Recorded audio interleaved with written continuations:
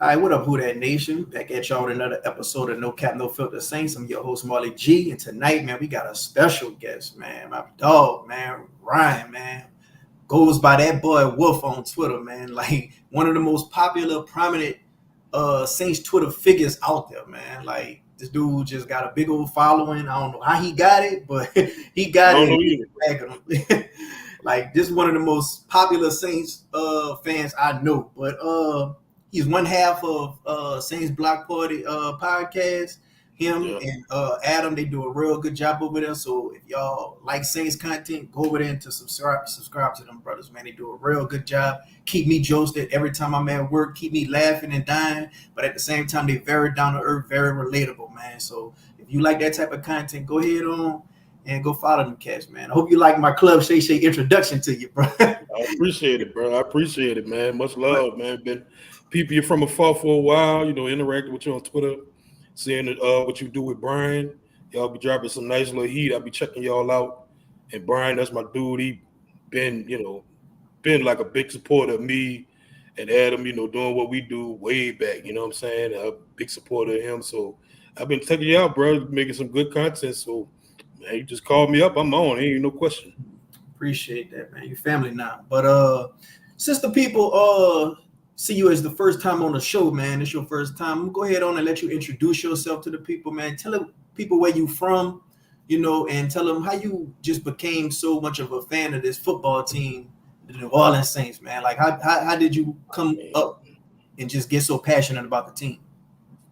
I mean, shit, you talk to anybody from New Orleans, you know how it go, bro. You born a New Orleans Saint fan. Like, you know what I'm saying? It's just ingrained in you. You know what I'm saying? Like, it wasn't even a question if I wanted to be a fan. It just was born in it, I came up during the Jim Moore era, the Dawn Patrol, I didn't even know what I was really watching. I like watching Ironhead, Haywood, those dudes, and watching the defense. And, you can't help but be a Saints fan in New Orleans. And especially around that time when they was winning, like 91 season, I think they went 8-0 or 9-0 or something like that. Man, like the vibes in the city just is electric, man. Nothing like New Orleans when the Saints winning.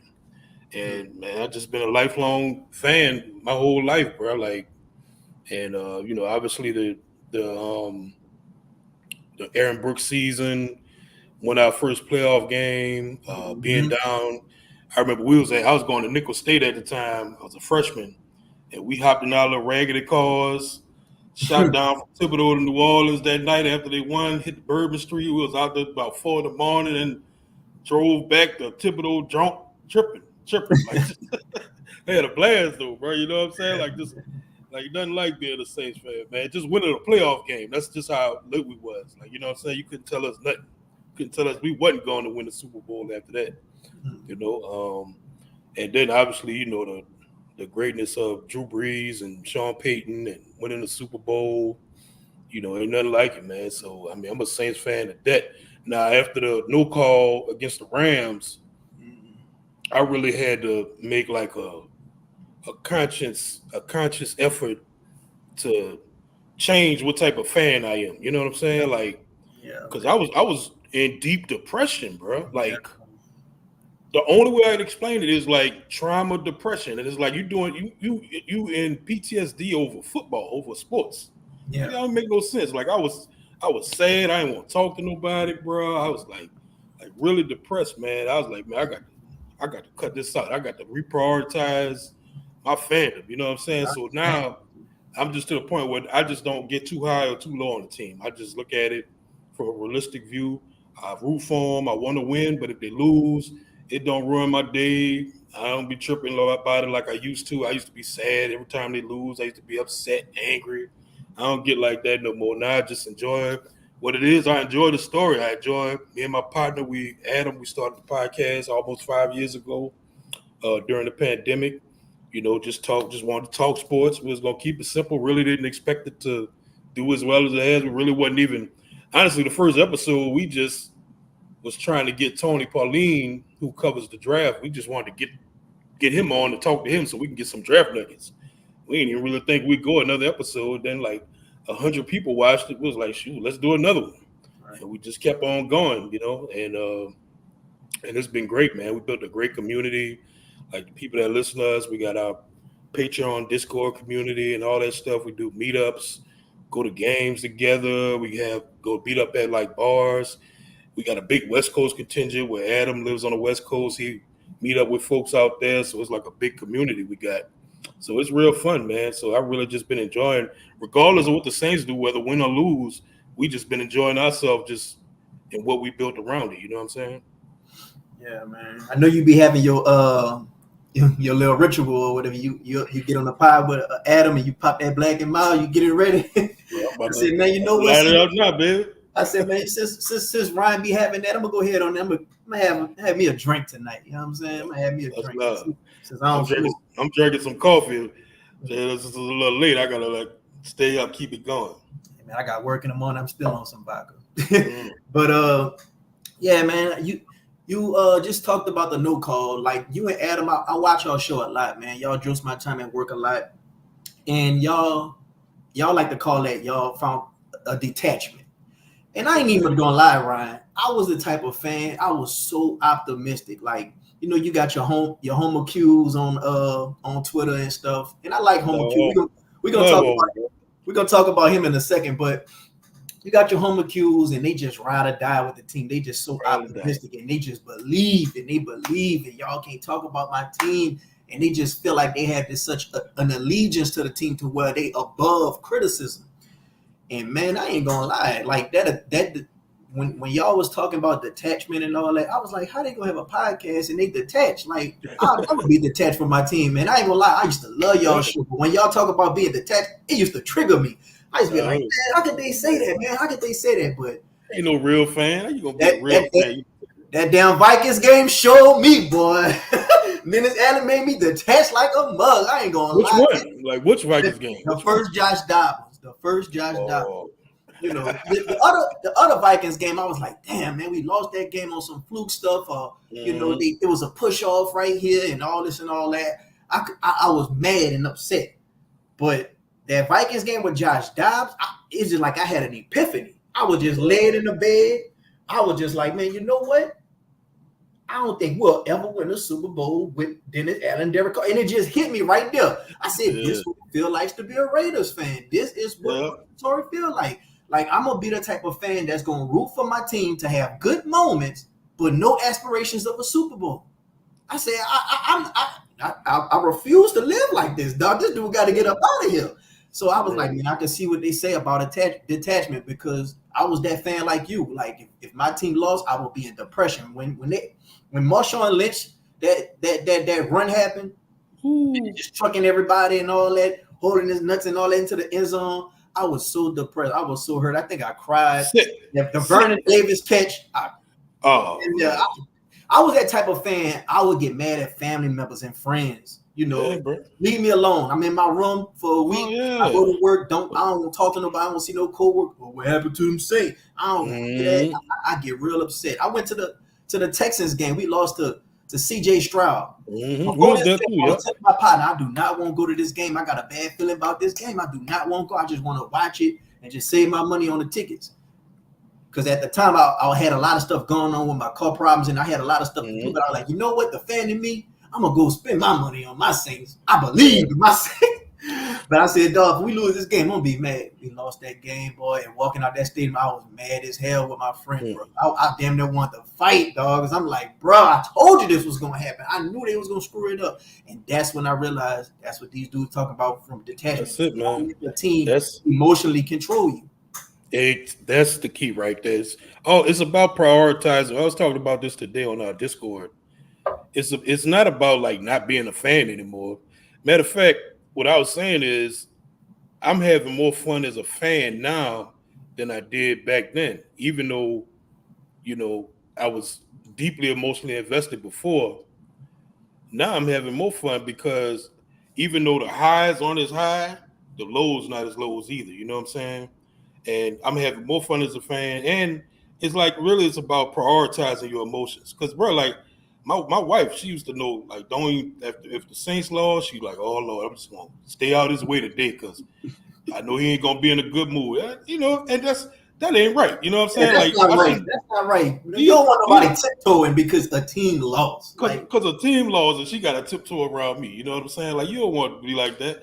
That's why I just and Adam talked about the same thing. How he would, you know, he almost missed his child birth, like because it was happening around the NFC Championship in 2009. Like that's a tough scenario right there, which I understood him at the time, but I'm like, man, it is kind of messed up when you think about it. Like your first child, that you even contemplating that, you know. So it's just you got to prioritize your emotions. So I'm just to the point now. I don't invest all of my. I mean, I invest a lot of time in the Saints. I mean, you see me on Twitter, bro. That's all I talk about. Pretty much 90% of the time is the Saints. So I still spend all my time researching, reading during the draft, studying players, studying tape during the season. I enjoy all that process. You know what I'm saying? Just the whole NFL, I enjoy that. But I'm just not about to invest all my hopes and dreams on a football team that, not. I mean, Loomis out there calling us brokies. You know what I'm saying? So why I'm gonna invest all my heart and soul into y'all? No, I'm not doing that. I'm gonna enjoy the games. I'm gonna go to games. I'm gonna support y'all. I'm gonna who that. I'm gonna wear the Saints gear. You know, I'm gonna be the biggest fan and promoter of y'all. Y'all gonna see as much trash I talk about my team. It's my team. I don't let nobody else talk about them. I ain't gonna let no Falcons fans talk about them. Tampa Bay, Carolina, nobody. I'm gonna talk about them because I look at them like they mine. The Saints are for me. So I could talk about it just like a family member. You know, we could cut on our brother, sister, whatever. But if somebody from the outside come talking about it, that's a whole different story. That's just how I look at it, bro. all right, so let's go ahead on and get into the preseason, man. What's your overall thoughts on the three preseason games that we played, and like, what do you see it going into as far as week 1 versus the Panthers? I mean, it just left a lot of questions, bro. Like, what were the major questions we had going into the preseason? How does the offensive line look? How does the defensive line look? How does the run game materialize with the new scheme? And who's going to be your wide receivers outside of the, Rashid Shaheed, Chris Olave? Offensive line, as far as pass blocking, I mean, we still don't know who's going to be the right tackle. I was listening to Mike Triplin and Nick Underhill and them today on their podcast. They don't even know who's gonna be at right tackle. It's still looking like it's Trevor Penning, and he did not look like a NFL caliber player throughout the preseason. He was a little better in the third preseason game, but even that's on like a curve. You know what I'm saying? Like that's just looking at it from his standpoint. Like he looked okay. But like to go 17 games with him at right tackle, ooh. Now the good news is the defensive line did look fierce. Chase Young looked like he bought in 100%. He healthy, and he just looked different than everybody on the defensive line. Like you see why he went number 2 overall, why he was highly touted. Like you see the athleticism, the size, the speed, everything. So his addition, plus the maturity of Brian Brzee, the kicking Cam Jordan inside. You got Big Creep. Well, we call it Big Creep, but Grandison. Got him. He gonna do his thing. He's solid. So the defensive line looked like it's a positive answer. But man, there's just a lot of questions on the offense, bro. A lot of questions, and we ain't even get on the quarterbacks yet. Speaking of the quarterback, let's touch on this Homer Q situation. Man, y'all just started this agenda thing, man, and this snake stuff it reached national media waters, man.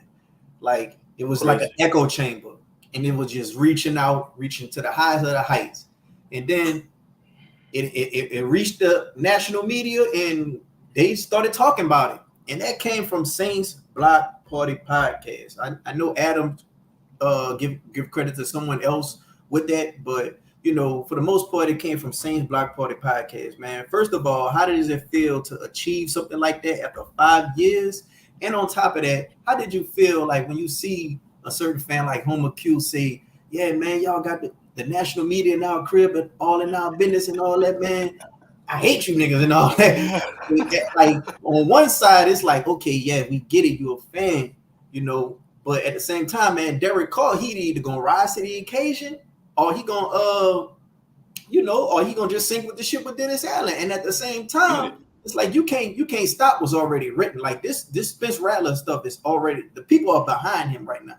And give credit to a Saints Block Party podcast that getting that achievement. Like, yeah, you feeling this way, but at the same time, like this was a big thing that happened for a Saints podcast, and I'm for Saints podcast, so like how did you feel about that whole situation when you just woke up on Twitter and it was just like a civil war?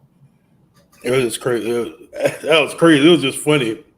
The whole thing was funny, man. Like, yeah, I know you see my picture when I had said everybody having fun. Yeah, and I was hopping by with Homer Q. Like, in the name of Derek Carr, y'all better not be having fun. I love Homer Q, bro. Shout out to him, man, because he consistent. You know what I'm saying? He consistent with what he do. And look, man, that dude there, he just want to be positive about his Saints, man. He ain't trying to hear his football team. He ain't trying to hear all that negative stuff. Let's go be positive. And I respect it, man. Like, do you? But, with the agenda thing, it's crazy because it just, it's really just grassroots, us just talking. You know what I'm saying? Us just talking, clowning around. And, we kept talking about we got an agenda to push. Shout out to Rob. And I tweeted, hashtag the agenda with the snake emoji. And that thing just went off. And, Greg Rosenthal, who's on the Around the NFL podcast, and he has his own other podcast, NFL Network. He's plugged in with us pretty tight, and he talked about it on his show. And Mina Kimes picked it up, and I was like, "Whoa, Mina Kimes! Like, that's big dog right there." So that was just crazy, bro. But man, it's just at the end of the day, the talent gonna speak out, and bro, like Spencer Rattler is talented, man, and you have a young, promising quarterback. Young, promising, potentially good quarterback. Potential. No, we're not saying that this kid gonna come in and be a top 5 quarterback. We're not saying he's gonna be a franchise quarterback. We don't even know if he's gonna be a good quarterback.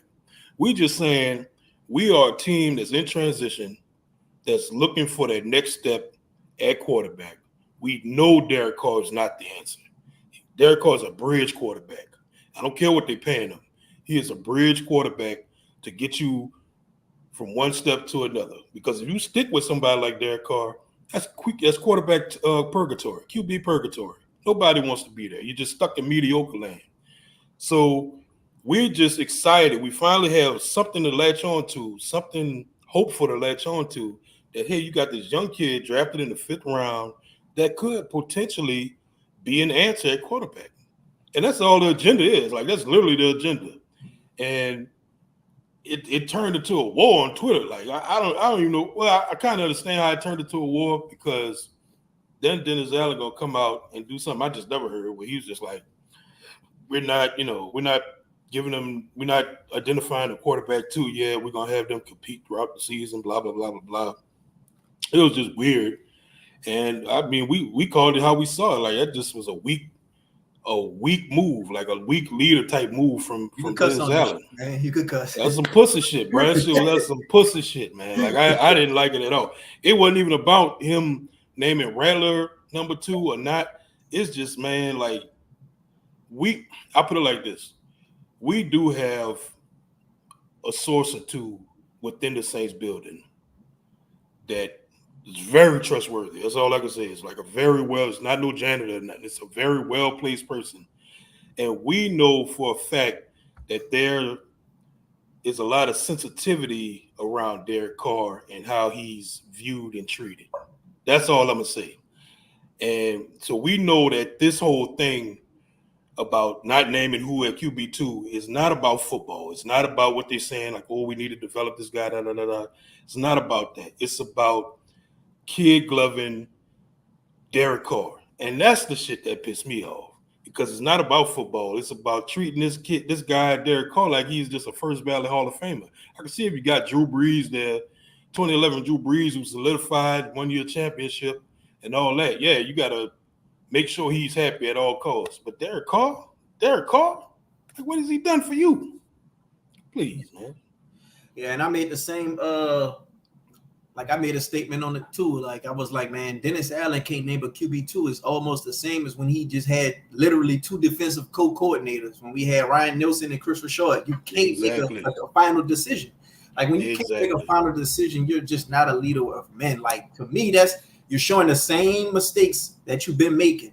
Like everybody talking about he's having all this progress, he's learning all this stuff as if he's going into his sophomore season as a coach. Like, what are we doing here? Like, he's making the same mistake. He doing this with the QB2 situation, just like how he had the co-defensive coordinators.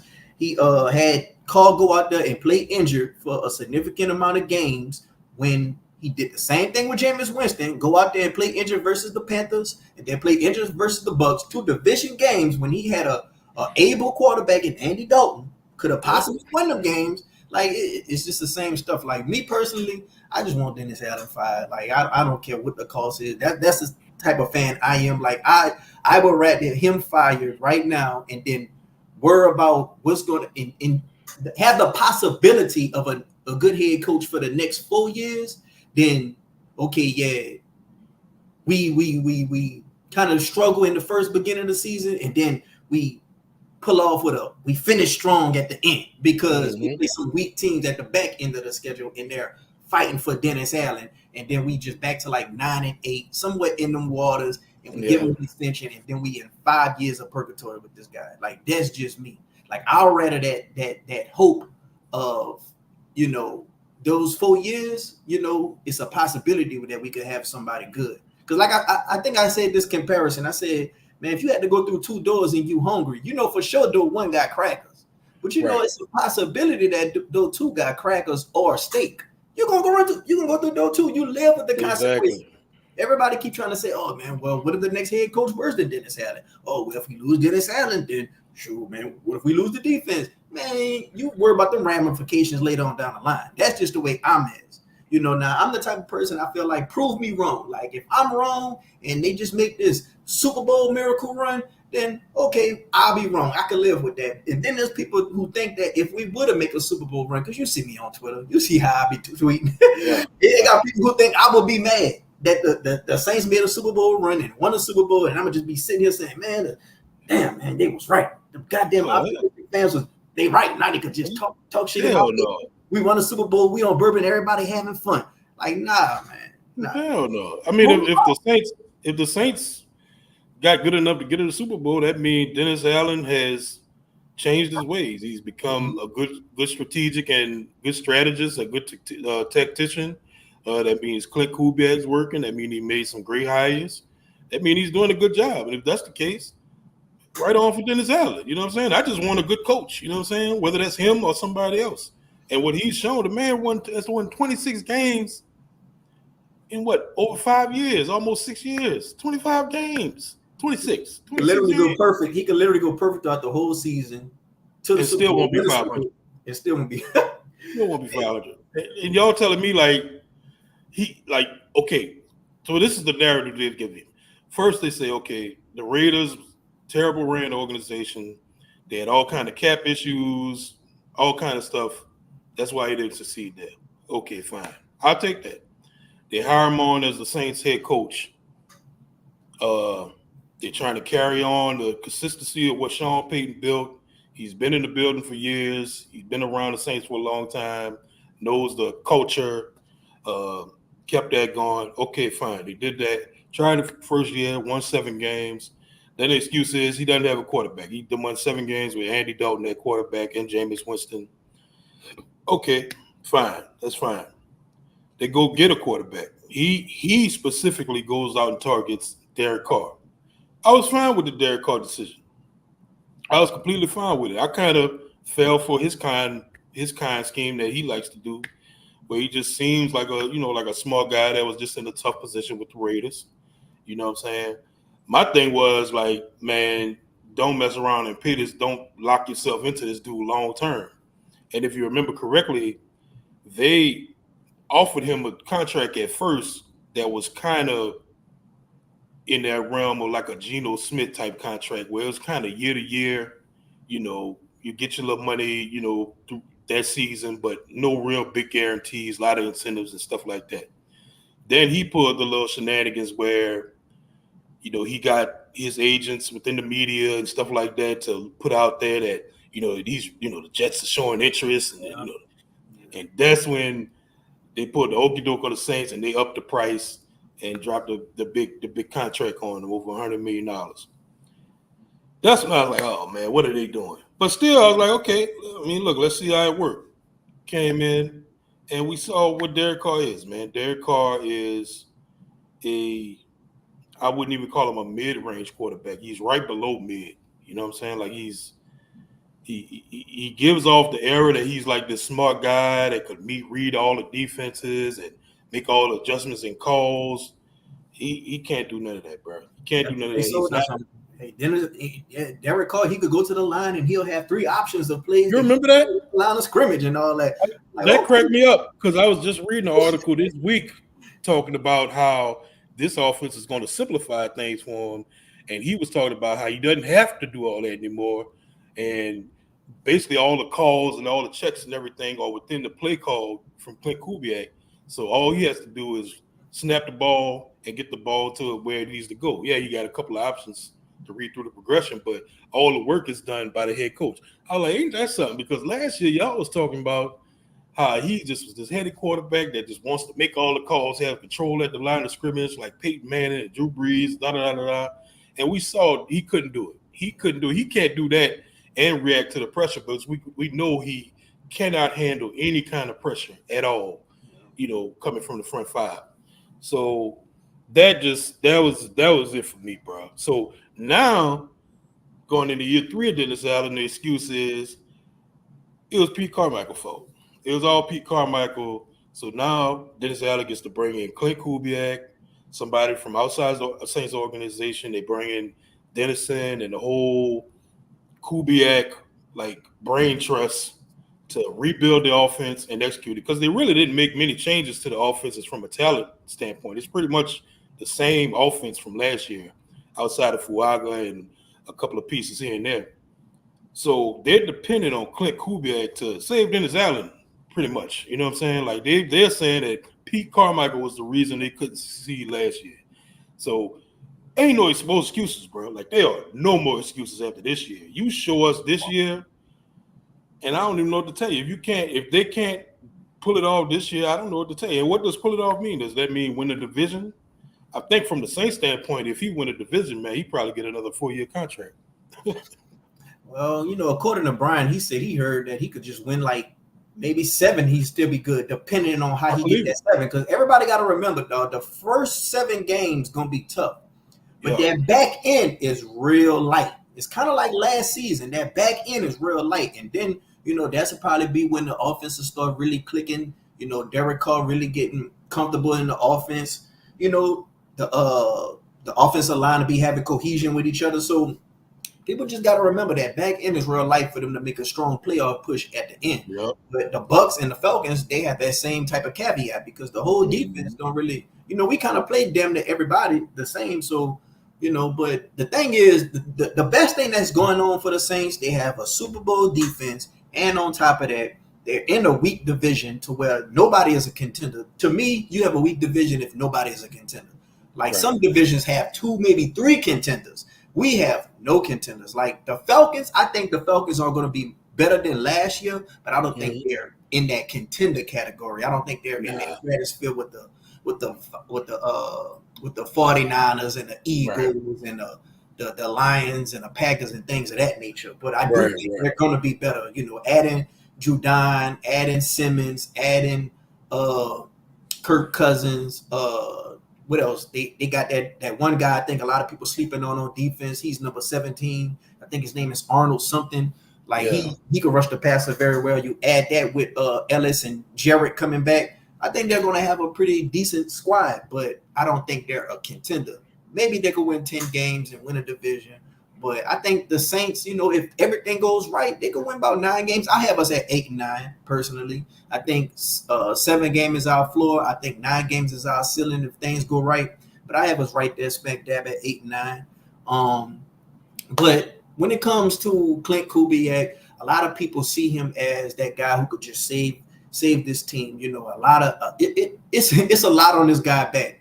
You know, it's a lot on his shoulders right now, riding on him. And you know, when they see Alvin Kamara, they think that Alvin Kamara is going to be straight Christian McCaffrey this year. Like the season that Christian McCaffrey had, I don't think people understand. Like that dude had a phenomenal season. Like you don't just replicate that. You know, especially behind the offensive line that we got and the skill positions that we have around. So, you know, when it comes to Alvin Kamara and Clint Kubiak and everybody just envisioning him having a Christian McCaffrey type season, what do you have to say about that? And what do you have to say about this whole thing that went on Twitter about him putting up his house for sale? And then they just had the little interview with him, and he was just saying he's a serial entrepreneur and he's looking into things and, you know, all things and all that. I guess he's setting himself up for life after football. Yeah.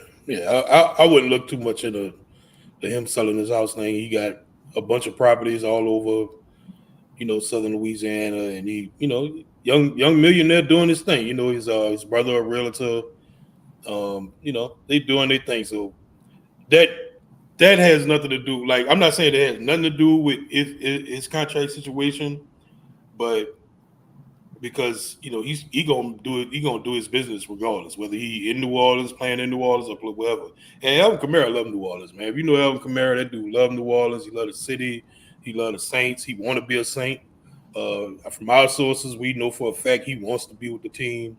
So it's just one of the things where they got to figure out. But right now, he's playing for this year, and I think they're gonna, you know, address it at the end of the season, whatever that be, whether it's a contract extension or him going and play somewhere else or a trade or something like that. I don't think it's going to be a trade because of the way his contract's set up. So it's going to be interesting. As far as this season, bro, like that's one of the major questions because Clint Kubiak, he was explicitly brought here to address the run game. Our run game was horrible the last couple of years. Horrible last year. Just terrible. They couldn't, I mean, you couldn't find an explosive run all season. That's with AK, with Kendra, with, of course, you know, get none of that with Jamal Williams. And we saw a little bit in the preseason game against the 49ers that when they ran that wide zone and that outside zone, I mean, I think Jamal Williams averaged 6.4 yards a carry in that game. And no, look, it's against 49ers, second string, third string. I get all that, but bro, they wasn't getting no chunk yardage last year, no matter who the opponent was. You know what I'm saying? So it was just good to see that, you know, and a lot of those runs that Jamal Williams was doing and Jordan Mims and James Robinson, I was like, man, can you imagine AK in those runs, cutting to the outside and stuff like that, hitting that hole? So I think he is going to have a good season, man, but it really hinges on the communication and the I guess you want to call it the camaraderie of the offensive line and how they work together. Just with attacking that seam, because it's like a dance with that offensive, with that wide zone scheme. It's like everybody has to work in concert for it to work properly. And I think if it's done like that, Alvin Kamara is so smart, man. He's gonna eat, bro. I ain't saying he's gonna have a Christian McCaffrey type season. Now I will say this: if they traded, like if the 49ers traded for Alvin Kamara instead of McCaffrey, I bet you Alvin Kamara would have had some great seasons with the 49ers. Would it be the same numbers as McCaffrey? I ain't gonna say that, but I'm saying he would have had some great seasons. I personally told Bun when he was on the show, Bayou Bun on Saints Twitter, I told him I think he would put up about the same numbers as a Christian McCaffrey. He disagreed. He think Christian McCaffrey is just better because he has the breakaway speed. But I don't feel like just because a player got breakaway speed don't mean like he can't put up the same type of levels of production. Like you see a guy like Randy Moss, but you see a guy like Jerry Rice. Like, yeah. Randy Moss more athletic, but Jerry Rice, he could. I don't really buy that. You know, I really think that Alvin Kamara is just as good as Christian McCaffrey. Now, will it work in this system with the offensive? Because you got to think, man, they got George Kittle, elite tight end. They got Ayuk. Ayuk was getting hella separation. Like I heard something on the sports channel. Well, he ranked high when it came to wide receivers getting separation on the corner. Oh, yeah. He ranked way more higher than Deebo Sanders, actually. Like Deebo Sanders was in the hundreds, and Ayuk, I think, was in the teens. So like when you have all that going for you and a Kyle Shanahan, like That's the key right there. You got that's Kyle the Shanahan. That he is the one or two best play callers in the league, best offensive scheme designers. So I think it's unfair to Clint Kubiak to think he's going to be Kyle Shanahan part two, Mhm. because you ask him to be just the best in the league, and we just haven't seen that. It's not like this is his first time being an OC. We've seen that he ran Minnesota's offense back in 01, I mean 2021, I believe. And it was a good offense, but it wasn't no Shanahan 49ers type offense. So I think we got to be a little all fair. had Like, their numbers. They all had yeah, their numbers, and they yeah, still missed the playoffs. And they had a defensive head coach. it sure did. And it was a head coach that was on a hot seat too. So that's another parallel, because I heard from people within the Vikings that Mike Zimmer was interfering a lot with the offense during that time with Clint Kubiak. So it's going to be interesting to see how that plays out. If things start out slow with the run scheme and stuff like that, will Dennis Allen start kind of interfering with what's going on the offense and stuff like that, or are they going to let Clint Kubiak run his thing? But I think at the end of the day, if they could get the run game good, okay, it ain't going to be great, but if just good, to where they're averaging as a unit, averaging between with AK Taysom, uh, Williams, Kendra, eventually whoever else, averaging 4.5, 4.8 yards a carry as a team, and getting some explosive runs and staying ahead of the downs, and getting 4, 5, 6 yards on first down, or 5, 6 yards on second down. That would make everything easier for Derek Carr, because he's not going to be in these third and long situations where he had to sit back and pat the ball and then worry about the pressure that's coming from the right or the left. They'll be able to run that play action how they're going to want to run it. They're going to be able to take those deep shots here and there with defenses biting on the run game. It'll make things so much easier if they could just. That's why the run game is so crucial for this offense. That's what number one thing I'm going to be watching for come week one, is how they perform in the run game. Mhm. What did you say? But their defense was booted. Shit, they had a defensive head coach, and they had some players on that defense. They still had So that. They still had that free safety. They still had. I think they had Hunter at the time. They had. yeah, yeah, Hunter. Yeah, they had a good defensive line in front seven. They had Anthony Ball. Like they had some players. Sometimes things just don't go as planned. Yeah, stuff But falling apart. we got 11 people up in the chat. Go ahead on. If you got a Well, question for DatBoyWolf, man, go ahead on and put it down in the comment section. We're trying to be interactive with our guests. We're gonna let them go in a little bit before we get up out of here. Go ahead on and just ask any question that you want to ask them about your Saints team, and we'll try to get to your question as soon as possible. But I said Bunt, but Wolf, let me shout out to Bunt, man. shout out to how you even get that name, DatBoyWolf, anyway. It ain't that interesting, bro. Back when I was in college, we had a little crew. We had a little crew called the Zoo Clique. Mm-hmm. Just it was all from New Orleans. You know what I'm saying? Just out in the country, just wilding. And we all had like animal names. And they called me Wolf, just because I had I had a chain and I had a wolf emblem on it. And it was like, oh, we're gonna call you Wolf. I was like, all right. And it just stuck with me since then. So that's it. it ain't nothing fascinating about it or nothing. It just kind of stuck with me. You know what I'm I saying? figured there'll be a story like that. But Mhm. let's go ahead on and talk about this wide receiver unit, man. Like when it comes to the offense, a lot of people will worry about, the wide receiver depth. We're worried about the running back depth. We're worried about what's going to happen at tight end. We're worried about what's going to happen at quarterback. When it comes to this wide receiver offense, in this offense, they're going to have to block. They're going to have to be physical. They're going to have to get yards after they catch. Do you think they're capable of doing that, or it really will have to get schemed and cooked up by Clint Kubiak? And do you think that, Derek Carr, he could get the ball out on time and not throw hospital ball? Ooh. Now you asking a lot, bro. Like, Mind you, they got that offensive line. So when it comes to the time, they got to pass. when it comes to Derek Carr on time passing, oh man, I ain't seen no evidence of it yet. That I don't know. Now, as far as the blocking scheme, that's going to be interesting, because I think I remember it was against the 49ers, I believe, or the Cardinals, where Olave missed a block and it blew up a run play against Taysom. Like he gonna have to get much better at his run block, because this scheme demands it. Like this scheme depends on blocking on the perimeter for it to work. Like it has to work. If not, they're gonna take him off the field. You know what I'm saying? And Chris Olave needs to be on the field. Like he's the number one option on this team. Whether you believe he's the number one or not, he's the number one option on this team, period. You know what I'm saying? So, you know, he has the right mindset. He's came into this year, wanted to be more physical.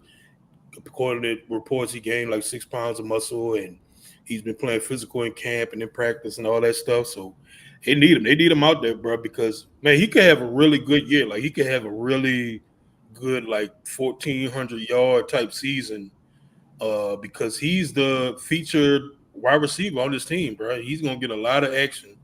And, I mean, Pete Carmichael was so bad last year. Like, if you go look at Matt Harmon, he does reception perception studies of all the wide receivers in the league.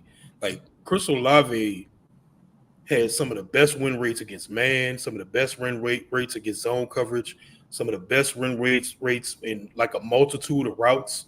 But Pete Carmichael had running such a limited route tree last 2 years. Very limited route tree. It wasn't really he had to go win one-on-one. Go out there, win, boy. Win. That's it. Like and not no layups, none of the little, you know, free releases that gets them, you know, they ran a play in one of the preseason games where it was a motion to the bunch receiver side or 3 receiver side. And I think it was Bub Means or somebody that kind of leaked out on a curl. Quick, easy little pass. That was a nice chunk play. Chris Olave wasn't getting none of those type of passes last year. And they're going to have that in this scheme. So I think this scheme will help him a lot just to give him a couple of layups, just to get up there, catch, run a couple of yards, and maybe break off a big play here and there. And, you know, every time I watched him on tape last year on the All-22, even when he wasn't getting the ball, he was beating his man, bro. Like, he was beating man coverage. He was winning. So there's a lot there, a lot of potential still there. And he wants to be great. So I'm really hopeful for him. But he's going to have to get more physical in this game, especially in the red zone. That's why his touchdowns are so limited. Part of the reason anyway. Another reason was just Pete Carmichael, bro. Pete Carmichael wasn't getting it done, bro. Yeah, man. Pete Carmichael, he was having Chris Olave in the backfield doing that little Texas route against Tennessee the first game. I was like, oh, that's nice. They never did it again. He might be cooking, but we only seen it like one more other game and never seen it again. And it was working. Every time he did it, first down. Never seen it again. But and Hoodie Jew, who we about to get to for his question in a second. Him and actually what's his name? Brian. Yeah, they said that don't be surprised if Rashid Shaheed have better numbers than Olave in this Clint Kubiak offense. You know, just better production-wise numbers. You know, maybe yards or, you know, maybe touchdowns. One of the two just better than Chris Olave. I could see him maybe having more touchdowns, maybe. Yeah, we're going to let Bun – I keep saying Bun. I just had Bun on here last time. Ain't no rush, bro. We good. Like, just, you know, if you got more, keep it going. We good. All right. We're going to let y'all go ahead on and ask Ryan some questions, man. If y'all got any questions, we're going to get to it as soon as possible. Ask y'all questions, put it down in the chat, and he's going to answer it for y'all, man. We got Hoodie Jew with the first question. He said, what addition, whether it being from free agency or draft, are you picking to make the most impact this year? I think I know the answer to this. Oh, yeah, it's Chase Young, bro. Like, I think Chase Young might be the biggest free agent acquisition of this year, man, like across the league. Like, I just think because it was such a dire need, especially with, you know, Peyton Turner not becoming a player, with, you know, Isaiah Foskey just don't even exist to me. Like, that dude don't even – he's just like a player. He's a player in theory. Like, he just doesn't even exist. So there's such a dire need for a pass rusher, and for him to come in with a neck injury, having a neck surgery, bro. After I heard that, I'm like, oh, man, these Saints tripping. They done got Jerry's bird again. You know what I'm saying? For him to shake back, start camp day one, and looking good, you know, look good throughout the preseason. You know, from what I've heard, he's been playing like a leader role, you know, players looking up to him because he was a big-time player in college, bro. So got a lot of guys that look up to him. So he's wearing that hat. You know what I'm saying? So that's my number one, bro. As far as like free agency, as far as the draft, to make an impact this year, who did we draft? I mean, obviously the number one overall. I mean, not the first round draft pick, boy playing left tackle. The fact that we not really worried about him, like nobody's really worried about him playing left tackle, like that's just crazy to me. The fact that we're not even worried, but it just was a gives no-brainer pick. It was a no-brainer pick, which the Saints do all the time. Do no-brainer picks. All this trying to be the smartest guy in the room and all that. Oh yeah, we're gonna draft Trevor Penning and we're gonna show the whole league. We're gonna draft Peyton Turner. We're gonna draft Marcus Davenport. Like, you ain't gotta do that. Y'all could have got these dudes in the second and the third round, and it blew my mind when Nick Underhill said, well, he was thinking about drafting Zach Bond in the first round. I'm like, oh, what? Yes, man. Like, y'all go with the sure thing, man. Go with the sure thing. It was a sure thing to get Olave. It's a sure thing to get Fuaga. Keep doing that. When y'all good tape, good production from a good program. You stick with that, you'll be okay. It ain't gonna work every time, but about 80 to 90% of the time, it's gonna work out for you. You know what I'm saying?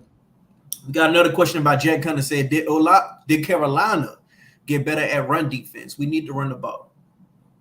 I like this question because it get into Olave. I keep saying Olave. That's that damn liquor. It get into the Carolina Panthers preview, man. Yeah, that's a good question, man. I haven't looked real closely at Carolina's like defense. They lost Louisville. They lost Burns. They lost Louisville. I know that much. Burns, and I saw where Clowney, he was out with an illness today, but he probably gonna be back. And he's a good run defender. But I think, Carolina, man, like their defense is fine, but not great. You know what I'm saying? So it should be a defense that they can run against. And look, like I say, we don't have to like be a dominant run game, but just be a good, efficient run game that keeps the offense from getting out of those third and long must-pass situations, because you want to protect Derek Carr with the play action, with some of the boots, naked boots and stuff like that. You want to be able to protect him like that because you don't want him to get in a drop back pass game, because that's where we see all his flaws come out. You know what I'm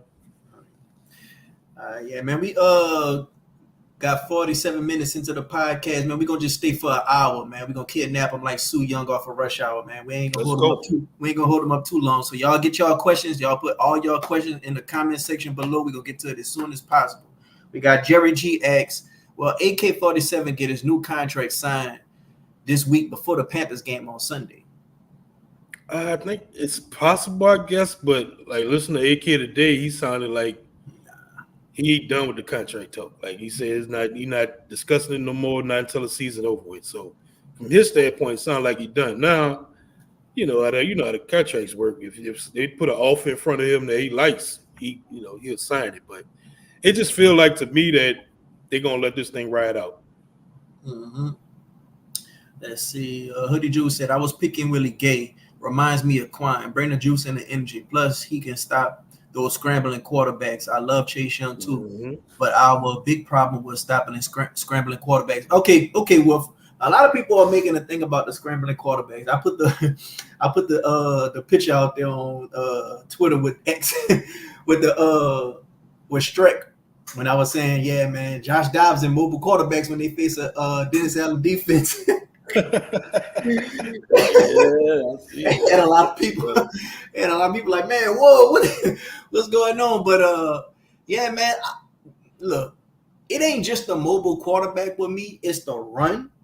It's the run of the running backs right now, because I think ever since we let go Malcolm Brown, we can't stop the running backs. Like, man, Atlanta, I remember they had a field day on us. Algier and Bijan was just running on us, just going off. I remember we played the Colts, Jonathan Taylor, and whatever what the other running back name was, Moss, Zach Moss. Yeah.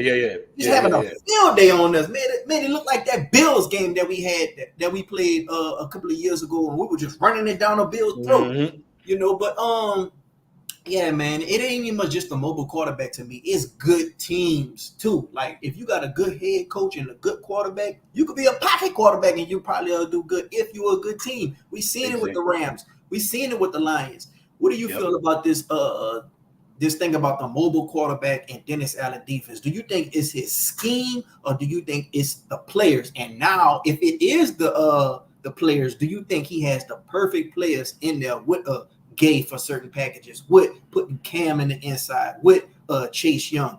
Do you think that's put to a rest? I'm not gonna say it's put to a rest, but a lot of the problems that Dennis Allen's defense has had is because they like to have big, stocky defensive ends. You know what I'm saying? And that could be tough with those mobile quarterbacks. And to be honest, facing mobile quarterbacks is just a challenge. Period. Like that's why they've taken the lead by storm. That's why pretty much everybody have a mobile quarterback now because you can't really plan for it. Them dudes, we've seen them where they juking out of you get an arm on them and they juke you and they coming around. So it's just a challenge for every defensive coordinator. But we've seen it really hurt his defense in the past. I think Willie Gay is going to help. I think having a Chase Young, somebody athletic like him on the edge that can seal is going to help. But it's going to be a challenge. But a lot of times I rather the quarterback running unless it's a player like Lamar Jackson or Jalen Hurts, dudes that can take it the distance. But a lot of these guys, okay, if they scramble around, I'm fine with that because a lot of times you can force mistakes when they're running around too, you know. So it's not a big deal for me, but they really, really, really, like you pointed to, got to get back to stopping the run, bro. Because the run defense been trashed about 2 years. It was terrible last year. So you couldn't run the ball and you letting other teams run the ball. Man, that's just a guaranteed loss right there. What about good teams? Like even if they not a mobile quarterback, but they're a pocket killer, you think that's a problem too? That's the question I have, bro. Like, how good is our defense? Because we've seen it. Yeah, they could shut down Bears. Who they had at the quarterback last year, Beignet, whatever his name. The kid DeVito with the Giants. Yeah, our defense is gonna look great against them chumps. You know what I'm saying? But what about a Matthew Stafford? What about a Trevor Lawrence? We saw how those look. You know what I'm saying? They provided some challenges. Even Baker Mayfield in that first game against Tampa last year. Um, and look, they're gonna face some stiff challenges this year. You got Dak week 2. Week after that, you face Jalen Hurts. Week after that, who did they play? They play the Chiefs next, I believe. After that, I mean, shit, bro. Like, we're gonna find out how good the defense is, and The first huh? 7 games gonna tell us a lot about this team. The first Boy, 7 games. I already I'm had the telling blue you, tragedies on, and he predicted that Dennis Allen gonna get fired if he don't win that Broncos game, and we already going into that season with a yeah, loser. that Broncos game gonna be something, bro. Because New Orleans fans, bro. If Sean Payton, Sean Payton gonna come in there petty, petty, petty, petty, petty. He gonna come in that thing I ain't gonna petty. lie, Ryan. Like when I did my prediction, I got him. I got us at 8 and 9. I think the floor is 7 and 10. I think the ceiling is 9 and 8. But the 2 hardest games was that Broncos game and that Chargers game. I feel like the Chargers got a good head coach and good quarterback combination, but they ain't really got no weapons. They ain't got no No, skill they don't. position weapons. They defense probably could get with us because they got Mac on one side and then they got Bosa. They got Bosa on the other side, but Bosa ain't. When we play them, I think we when we played them play like middle of the them, season. yeah, October 27th. Okay. Well, either way, I don't really be caring about when we play a team. I ain't really with the logistics. Depending on if it's like a Thursday game or something like that, I ain't really with the logistics. Well, I kind of am because we play Green Bay and Lambeau in the cold in December. But Only reason I care about it, like, I feel like early in the year we're gonna be working out a lot of kinks. Where the middle of the season, late in the season, they kind of they figure out who their right tackle is by then, or Kendra theoretically might be back around that time and stuff like that. So we'll see. You know what I'm saying? Like we'll see by then. But yeah, man, like we haven't seen Dennis Allen beat good teams since he's been a head coach. yeah, Like I mean, he it ain't he much just beat good teams. We ain't never he seen him beat win 4 games in he a row. won 4 games. The only good teams he beat was he beat the Eagles in 2022, No which hurts. had which no hurts. Beat the Colts last year, which had Minshew again at quarterback, and beat one other And team. What other? cornerback went down. That's why Rasheed Yeah, was getting all them deep and passes. yep, and he beat like one other good team We that beat the wasn't Bucks. the The Bucks. Bucks. So it's like, Baker Mayfield was the only quarterback that was a full season starter that didn't get hurt or benched that we beat that made it to the playoffs. Baker Mayfield, 9-8.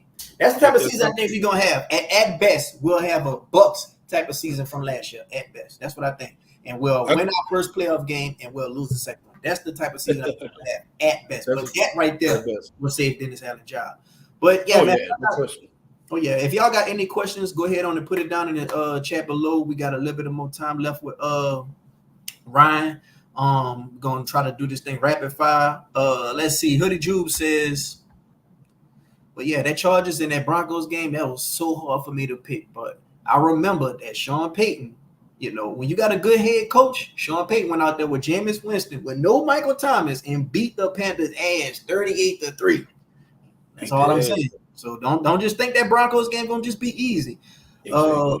Hoodie Jude says any wide receivers out there that you would like to sign, like Hunter Renfrow, Michael Thomas, that ship sail. Come on, Hoodie, that ship sail, bro. You got Tony out there, you got John Ross. We already worked him out, Hoodie, and a running back like Fournette, McKinnon, and Hunt. I mean, bring all of them in. I mean, the Saints telling you right now they just brought in a guy from the XFL or UFL or whatever. Like they know they need some juice on offense. They know they need juice, whether that's at wide receiver or running back. They need some speed and they need wide receiver help. I look at Tony. He's kind of a head case, but he's a player with some juice that I'd at least bring in and just see where his head is at. John Ross, I think he cooked. So it's not. I mean, no great options out there right now, bro. They probably just gonna rock with what they got right now. I mean, if they're gonna rock with who they got right now, man, like I'm really feeling really worried about these skill positions. How you feeling about the tight end position? We got Holker. They ain't really been practicing him much. He just been on the sidelines, but they really feeling real good about him. Like, do you think that he's gonna be tight end one going into the season? I don't know, man, but I think he's gonna get a lot of play. I think they like how he fits in the scheme. He could block, he could pass catch, kind of do all the little things really well. I kind of throw Taysom Hill in that mix as kind of like a H back, fullback, tight end. And then Jawine, he looks like he's healthy now, and we'll see what he could do because he had a disappointing year last year. It's okay. It's a serviceable unit, but I mean, it lacks that top end talent. You know what I'm saying? So it's going to have to be a by committee approach. What do you think Dennis Allen has to do to win everybody over? Like, what do you think has to transpire? That's my first question. And my second question is, give me 3 players that you feel like if these dudes pan out solid with a good season, they could change our fortune. First question, what does Dennis Allen need to do? Like I said, man, go out there, beat good teams. Go beat Dallas. Go beat the Eagles. I don't expect you to beat the Chiefs, but go put up a good fight. Go out there and beat some of these good teams and go out there week to week coming with a good strategy and good tactics to beat good teams. Because you can't beat every team the same. You can't go every game saying, oh, I'm going to run the ball and we're going to throw on, make big deep passes on in the middle of the field and, we're going to play good defense. No, some games you got to run the ball. Some games you got to throw the ball to win. Some games you got to pull out some trick plays, have some special teams do something, or have a running back throw a pass. Or we've seen Sean Payton do it all the time. Even no matter how piss poor the team was that Sean Payton had, we'll see him upset somebody. He'll go and upset some team out of nowhere. It's like, wow, how the hell this team beat them? You know what I'm saying? So I need to see him actually beat some good teams and coach consistently. And not just be such a loser, bro. Like just show some of that. You know what I'm saying? Now your other question what three players that could really change the trajectory of the team or whatever, like big impact. Number one, obviously Spencer Rattler. Like not wishing Well, any no, I'm injury talking about this season right now. Like this this season. season. I am talking about this season. Like Well, if see, not. See, you going into that homer hole. I mean, homer hole. I'm thinking about Homer that Q. damn bounce song. You going into that Homer Q thing right now. Like people, this why Homer Q felt like that.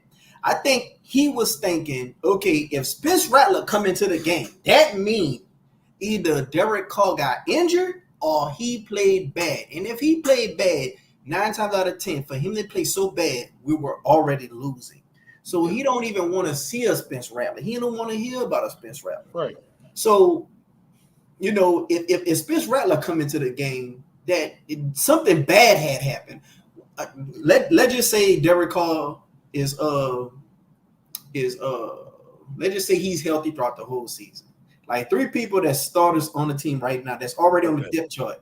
That you feel like, okay, if these guys pan out with a solid season, they could be the most beneficial to us having success. Just like last season, I thought it was Peyton Turner, Trevor Penning, Michael Thomas. What happened? Peyton Turner got injured, Trevor Penning got benched, and Michael Thomas got injured after 10 games. Well, I say Chase Young.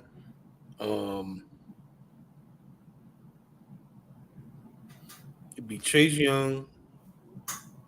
It'd be Chris Olave and Alvin Kamara. Think of them 3 players.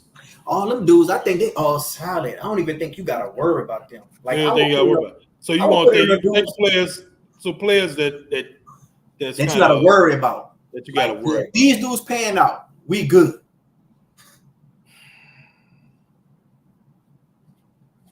I'm gonna say probably Fuaga. I ain't worried about him either. You worry about him? I mean, this dude playing a whole. That's crazy that we not worried about him though. Like that's crazy. That show you how much we playing with a spades hand O line. We got 2 in the possible. I'll tell you this, bro. If A.T. Perry can really solidify and be that number 3, and not just a number 3, but be like a possession guy, in the intermediate part of the field, I think that'll really, really, really help this offense, man. Because Chris Olave, yeah, he could do it, but that's not like what you want him doing. And Shaheed, I think you want him being more of a movement guy. But there's gonna be times where you just need a guy that can kind of stick in there in the middle and get a ball. And A.T. Perry theoretically could do that, but we just haven't seen it consistently. So I think if he really rises, I mean, he only had 12 catches last year. If he really rises to the occasion, like that'll really help the offense, help the whole team, really. Right.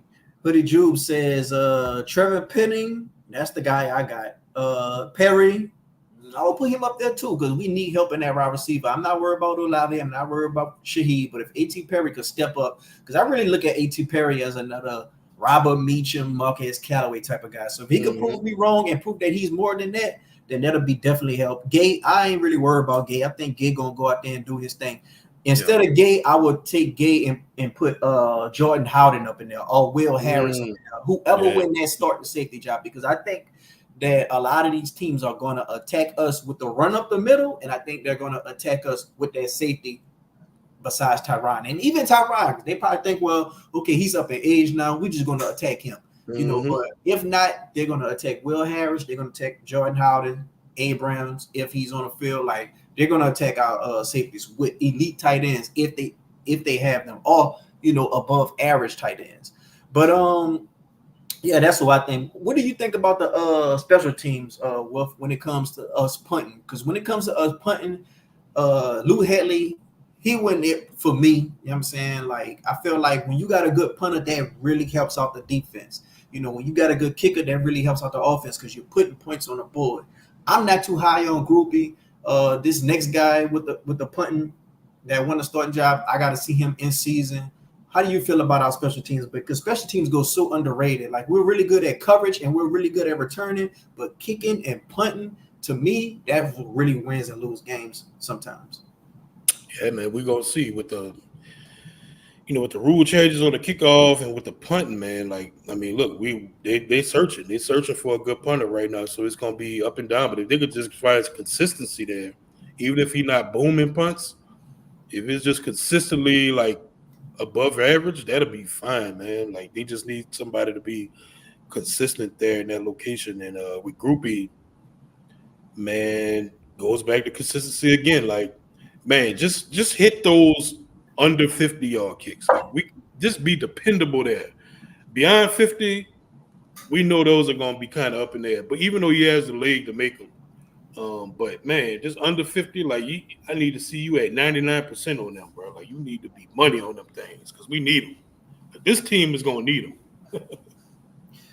Do you make anything of Clint Kubiak being on the sideline or up in the box? The box. I don't have a big take on it. You know what I'm saying? I don't. It's not something I really ever thought about before until they started talking about it much. Alvin Kamara said he liked Clint Kubiak on the sideline because he liked to be able to talk to the OC to get his little 2 cents in.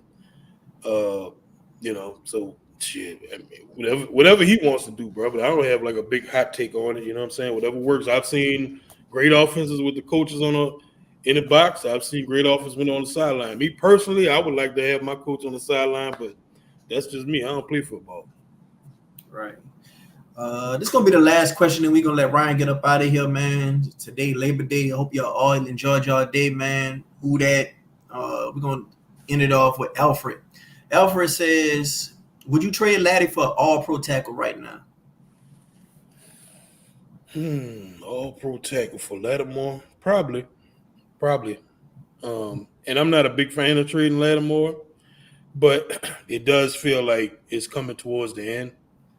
And man, they desperately need a right tackle, bro. So if you could like do a player for player trade and get like an all-pro right tackle, oh man, or left tackle, and then move Fuaga back to right, like that'll solve so many questions going forward, man. So many questions. Trading their all-pro left tackle for a cornerback, Nobody doing that. Nobody's doing that. Like you could get a solid tackle from a team who feel like they're already good, but right, not all pro.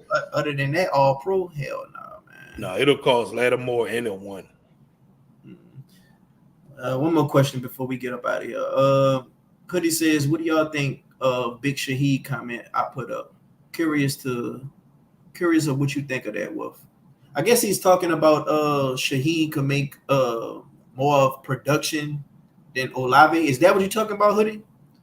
Go ahead on and let me know. Is that what you're talking about? But just as if he is talking about that, you could go ahead on and answer that like that. I don't see it. I mean, Shaheed a dog, but I don't see him having the production that Olave. Like I don't see him putting up 1,200, 1,300 yards and nothing like that. I could see him maybe having more touchdowns.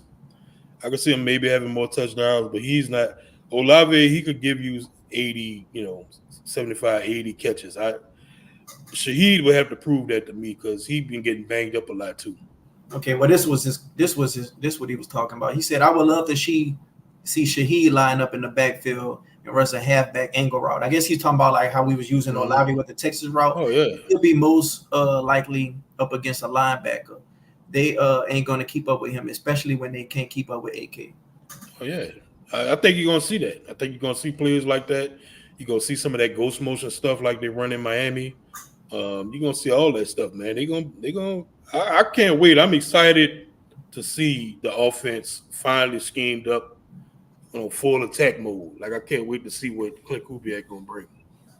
Yeah, man. I know one thing, boy. Taysom Hill, he better eat his Wheaties and drink his coffee and everything before games because I feel like he's gonna be that linchpin to this offense. Like he's gonna be the guy to make everything work. And to me, that's kind of like says a lot about your offense. When you need this one guy to go help out this unit and this unit and this unit in production, that says a lot where you lacking at.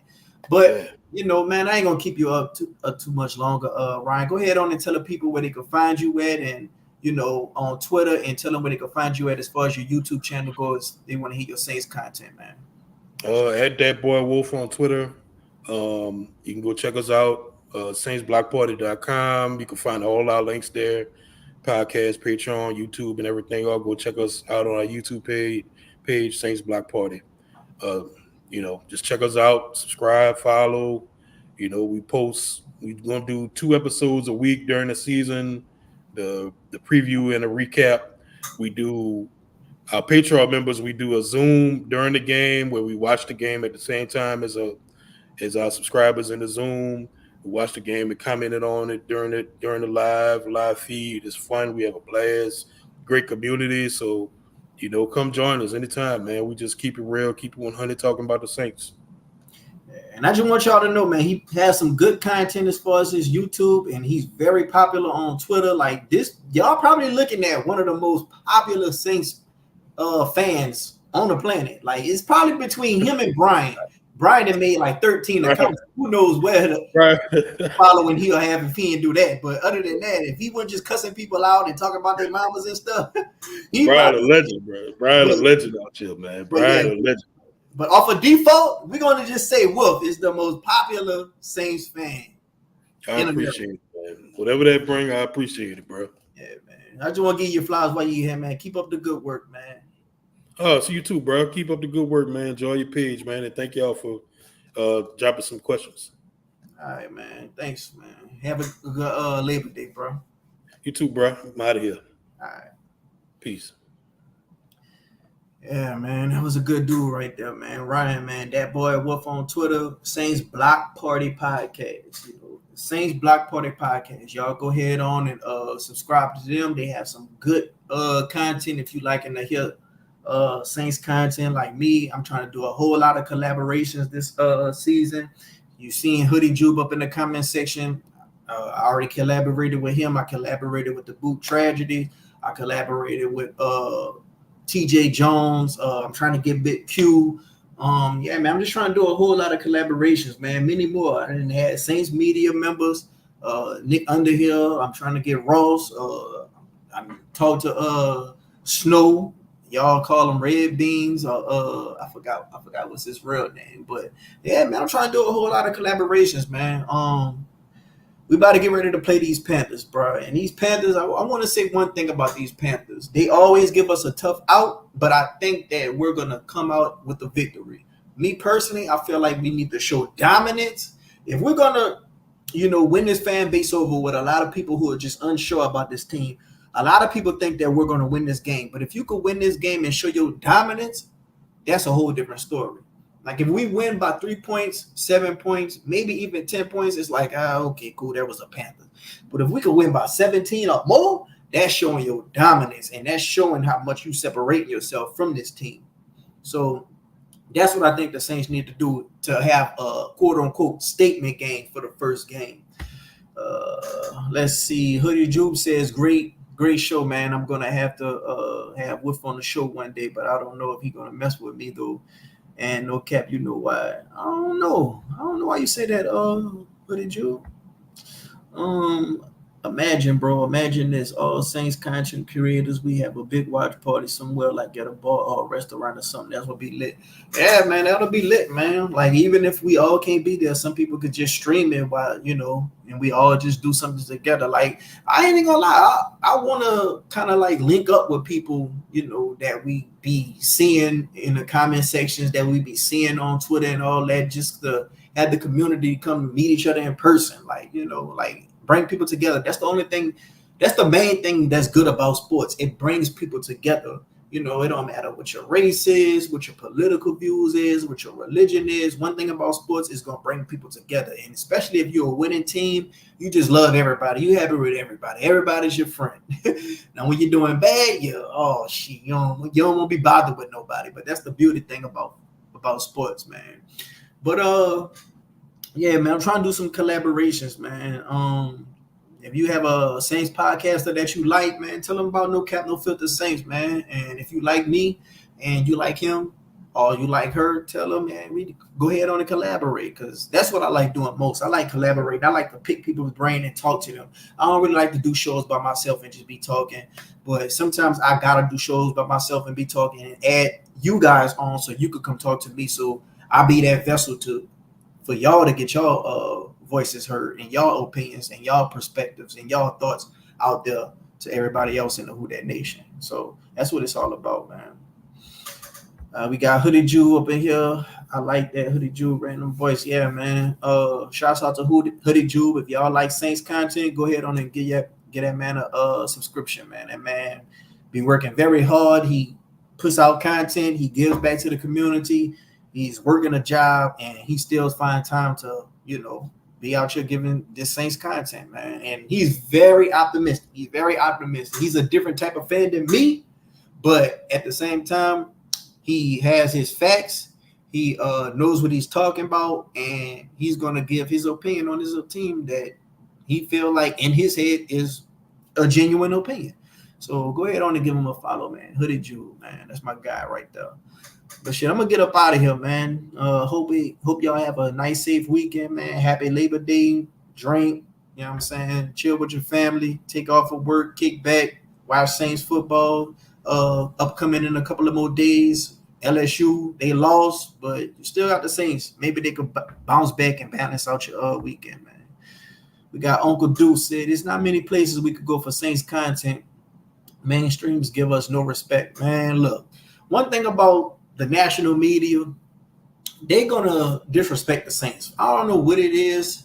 It's always like an agenda with the Saints. Like, we're just not a big market team. Like, even when we had Drew Brees and we had Sean Payton in their heyday, they were still telling us we're not going to be nothing for the season. And we'll just have coming off of like a 13 or 12 win season. But they'll be like, oh, yeah, well, this is the season they're going to fall off a cliff. They got these cap problems. Drew Brees is getting old. They having just all these things, but we'll still have 12, 13 win seasons. So even when that was going on, they weren't giving us credit. So what you think they're going to give us when we got a Derek Carr and a Dennis Allen? A lame duck coach and a bridge quarterback, in a division that, don't really got no contenders in it. It's just looked at as a weak division, one of the weakest divisions in football. And you just got the Atlanta Falcons. They got much better because they had added a couple of different players.